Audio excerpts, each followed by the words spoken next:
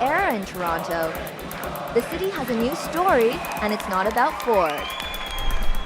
One Ford is out, but the other is in. Rob Ford easily wins a seat at City Council. Mississauga elects its first new mayor in 36 years. The city says goodbye Hazel, hello Bonnie.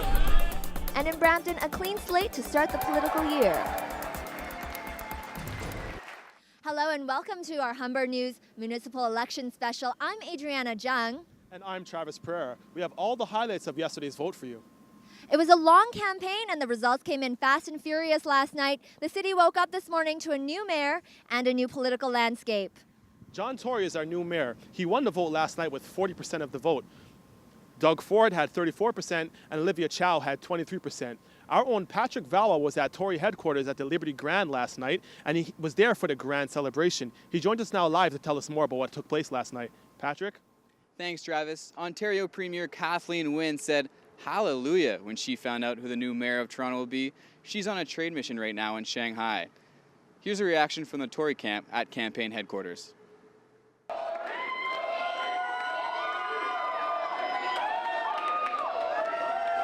John Tory supporters were ready for a party all night at the campaign headquarters, and they weren't let down. Young and old, the pro-Tory crowd came out in droves to show their support for the new mayor of Toronto. My heart's beating fast. I don't know if his is, but my heart is on it's beating fast. We need a unifier, and John Tory is that person. We need somebody who can bring together the other levels of government, who can bring together a divided council and a divided city, and really get results for every Torontonian in every part of their city. I'm very excited. We're so close to getting a fantastic mayor for our great and fantastic city. The crowd's eyes were glued to the big screens all night, with frequent breaks for applause when the screens in front of them started suggesting the inevitable. Ladies and gentlemen, the people have spoken, and tonight we begin the work of building one Toronto, a prosperous, fair, respected, and caring Toronto. Tonight, voters have sent a message that is abundantly clear. Voters want their elected officials to get down to work on the priorities that matter most to them. We are going to build a strong, inclusive city of opportunity from Etobicoke to Scarborough and from North York right to the waterfront.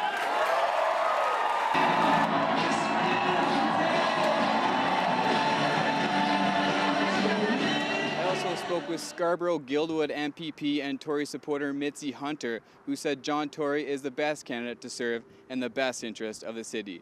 Now, I'm not sure how long into the night the party went, but it didn't seem like any Tory supporters were ready to stop celebrating anytime soon. Patrick Valois, Humber News. Back to you, Travis and Adriana. Thanks, Patrick. Now, Tory's win was bad news for Doug Ford. Our reporter Marielle Torrefranca was at Ford headquarters last night. She joins us live now to tell us the story. Marielle. Hi, Adriana. As you know, Doug Ford did join the race late in the game. He announced his candidacy after his brother Rob dropped out of the race last month after being diagnosed with cancer. Despite his late start, Ford managed to hold his own.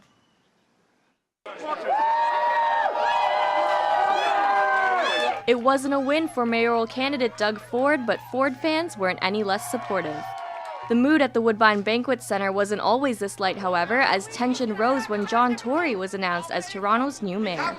People visibly upset, making phone calls, demanding recounts. This is a sabotage.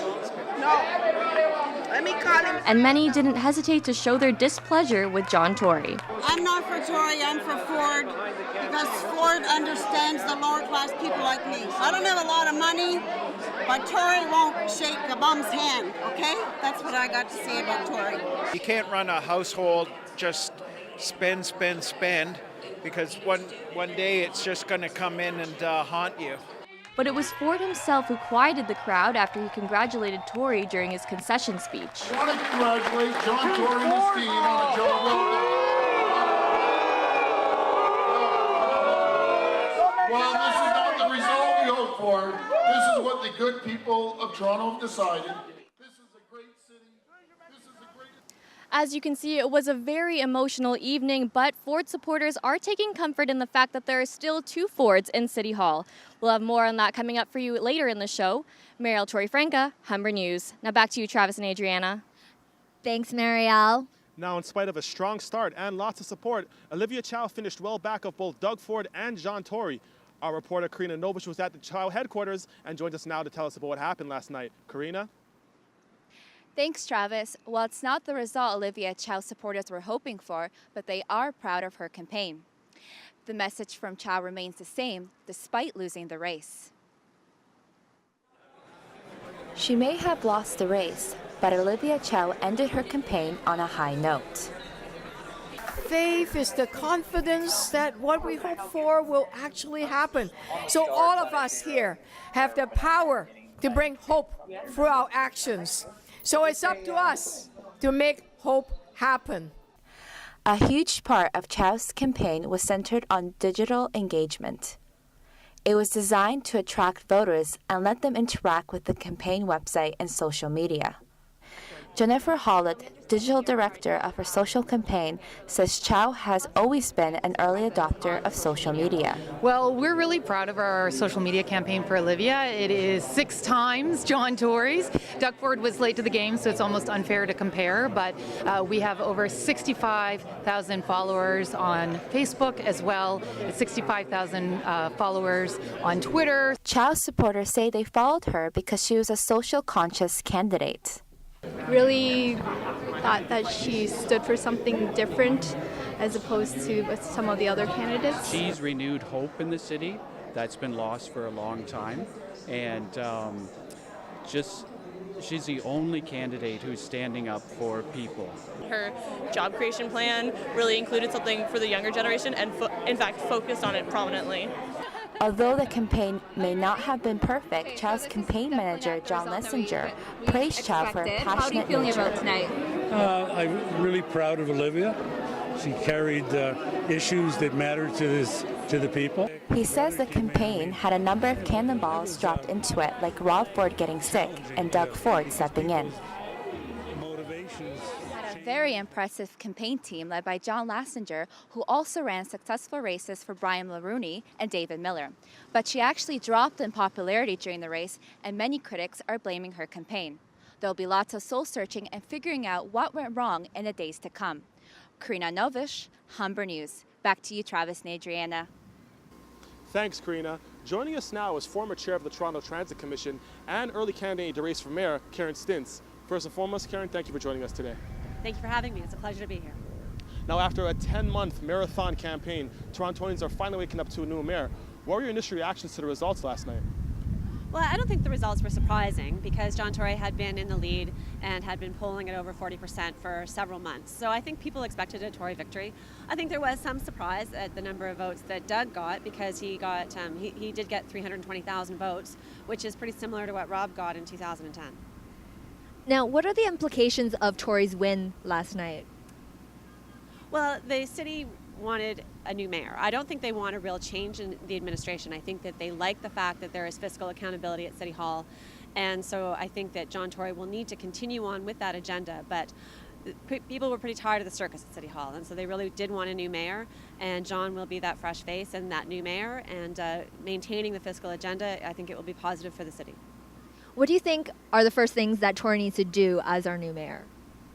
Well, the first thing he's going to need to do is put together an executive committee of councillors that he can work with in order to get his agenda through. And he spent a lot of months talking about Smart Track, so he's going to have to figure out how to bring that to council and how that is going to proceed. Great. In his victory speech last night, he said it's time for us to come together. It's time for us to be one city and one Toronto. Now, this is some of the sentiments that he echoed throughout the majority of his campaign. And speaking of Smart Track, how can Smart Track effectively do that, bring the city together? Well, Smart Track is really about electrifying the GO lines. And electrifying the GO lines is not a controversial position. It's actually something the provincial government is going to do anyway. I don't think it's going to be done in 7 years, but certainly that process can begin, and I think it is a move in the right direction.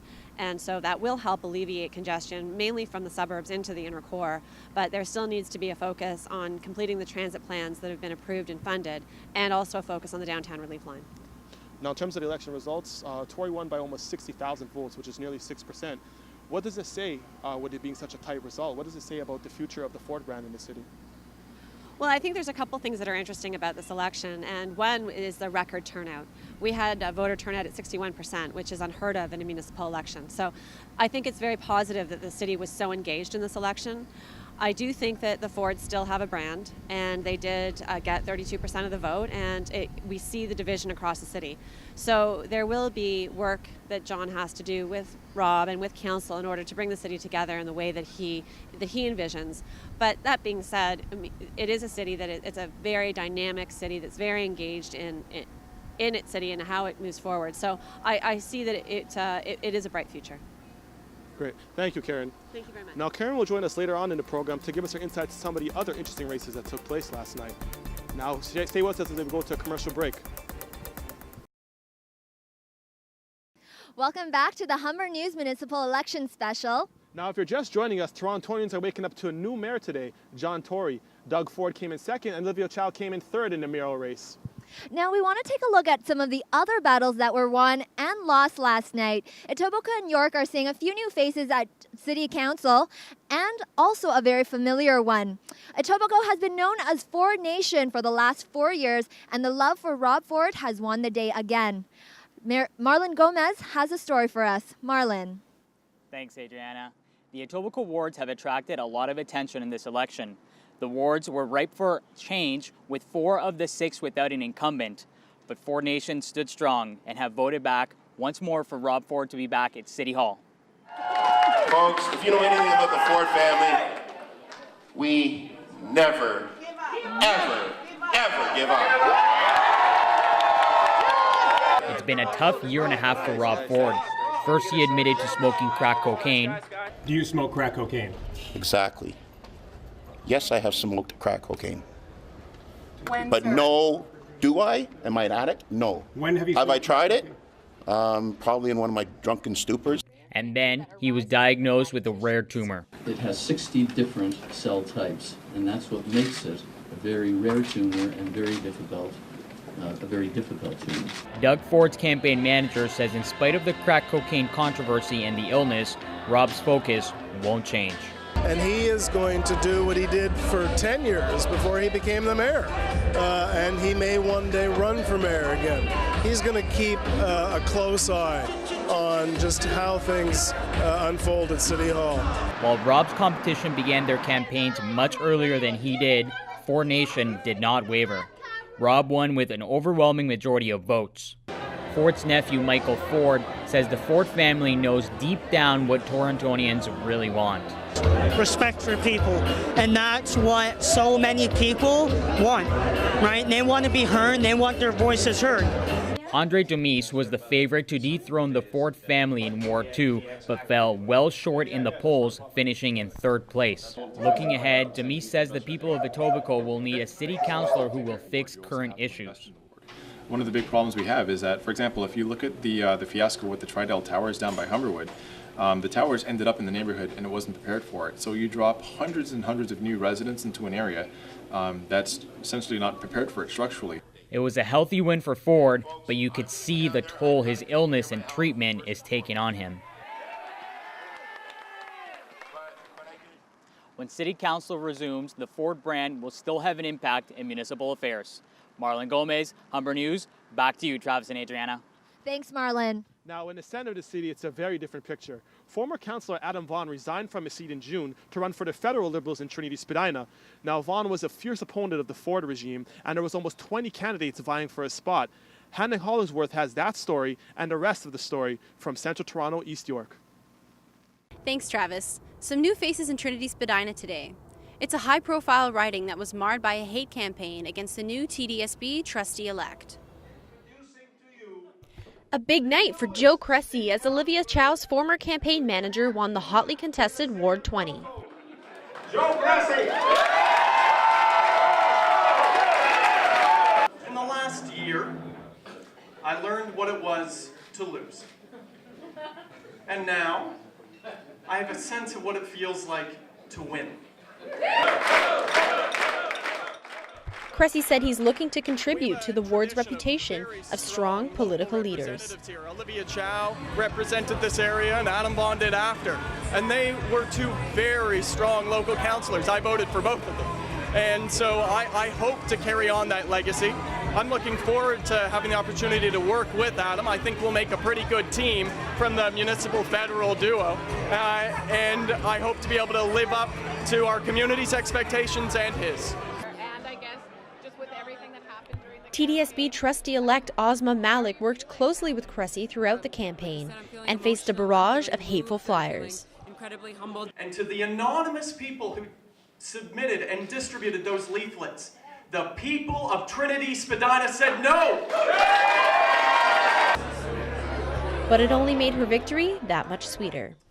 Nothing could have prepared us for a school board trustee election like this one. We knew it would be tough from the very beginning.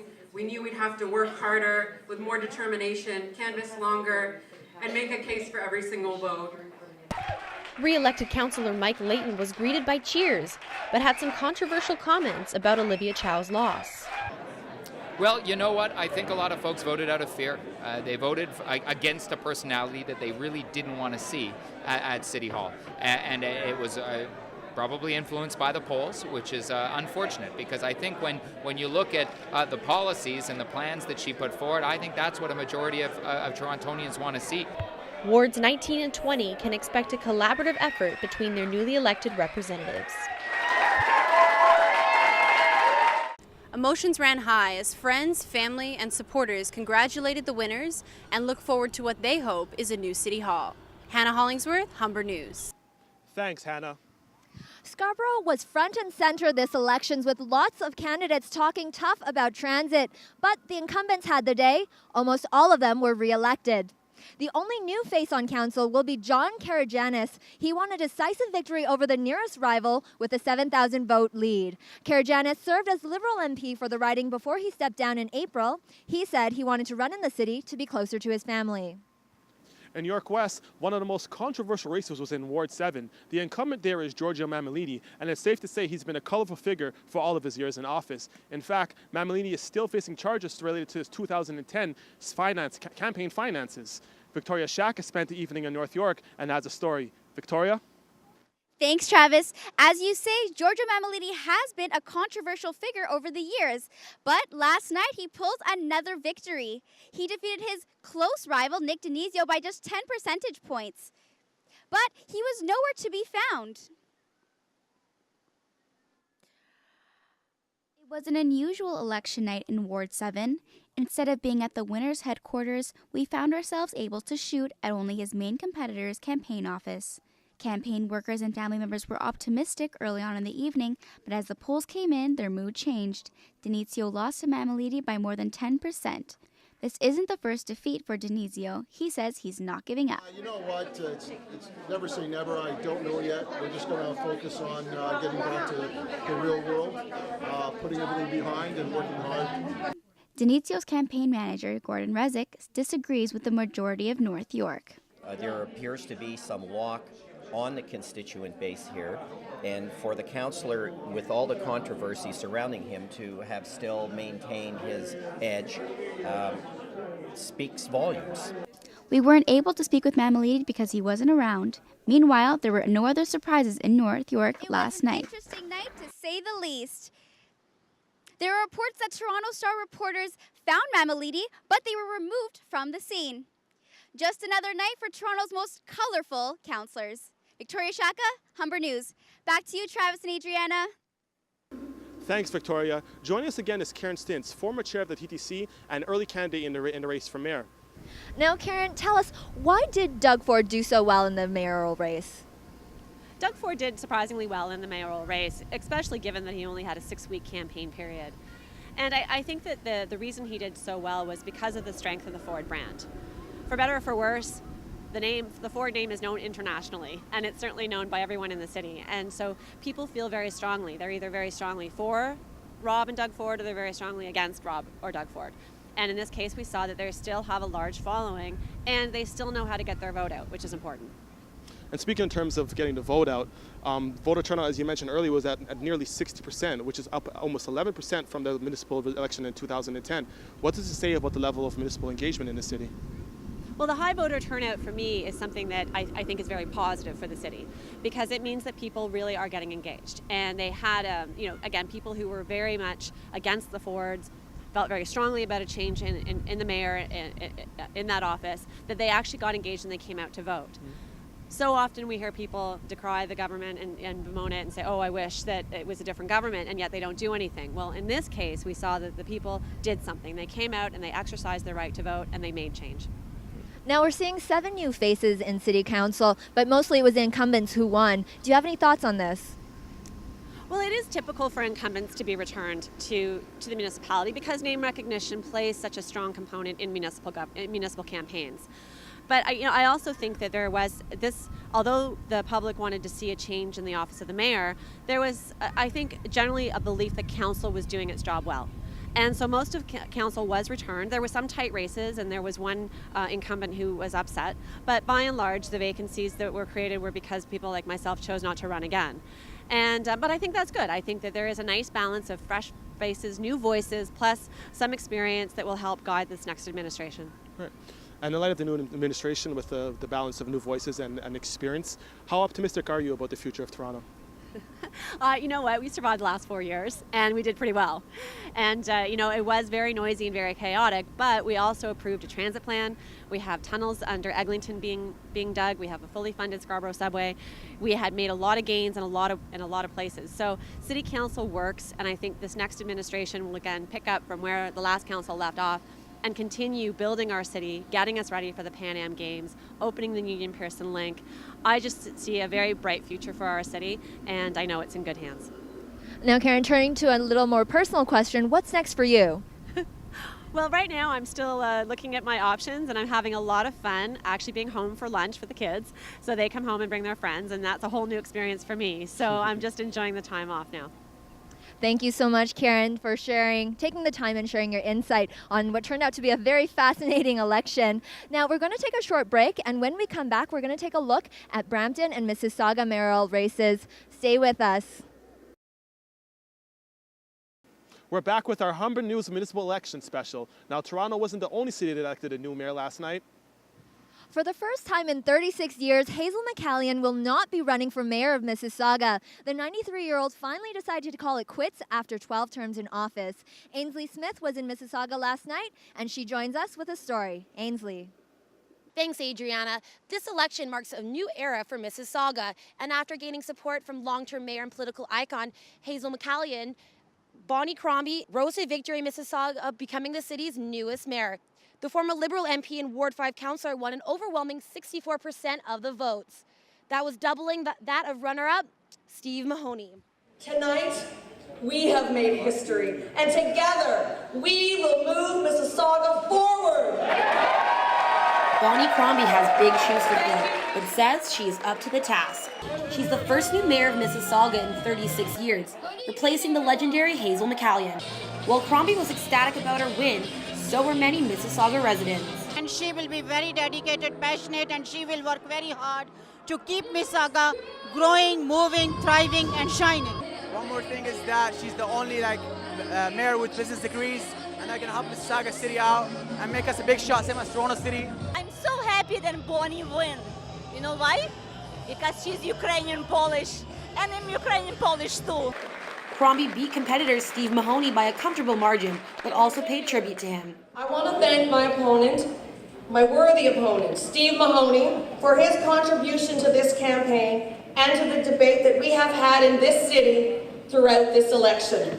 Crombie knows she has a lot to do, but says she has big plans for Mississauga. Tomorrow I'll be meeting with the councillors and discussing their priorities and what they want to accomplish in each one of their wards. Then I'll be hiring my staff, and then I'll be looking at my platform to determine, how we move forward, how we deliver on all the promises that were made. December 1st marks the first day of Crombie's mayoral career, but until then, she'll be planning out her first 100 days in office and reaching out to the community to get feedback on how to move the city forward. Ainsley Smith, Humber News. Back to you, Adriana and Travis. Thanks, Ainsley. There's a new mayor in Brampton today, too. Incumbent Susan Fennell has been at the center of a spending scandal that may or may not hold water. But regardless of that, the voters have spoken. It was time for her to go. Ari Perlin-Bain was in Brampton last night and has a story. Ari? Thanks, Travis. It was pretty obvious after yesterday's vote that the residents of Brampton wanted a big change at City Hall. They voted overwhelmingly to get rid of their controversial mayor, Susan Fennell.